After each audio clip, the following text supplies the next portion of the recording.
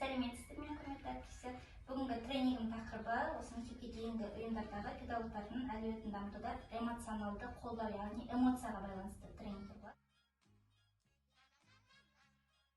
Мысалын бастайын, Эльмира апай, сіз өте мейірімдісіз, сізге осы өмірде бақыт тілеймін.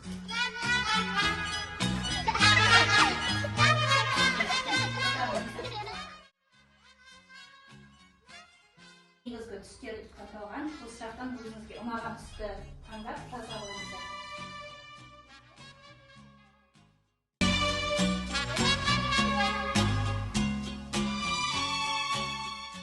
Бұл сезімтал, қарлығаш, бауырмал, үйрек, ұқыптылық, бұлбұл әнді жақсы көретін, арыстан қайратты, түлкі бейімделгіш,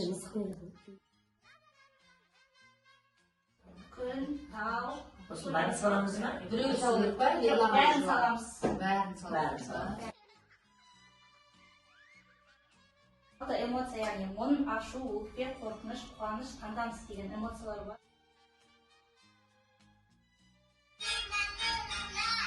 Қыз тағы да ұсталса тағы да өткересің. Сізде ешқандай эмоция болмағанын қалайсыз ба? Жоқ, қаламаймын. Эмоция керек қой адамға.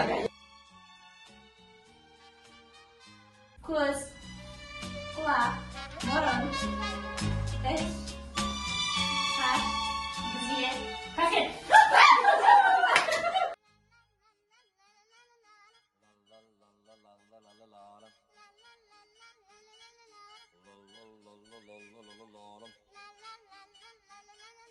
La la la la la la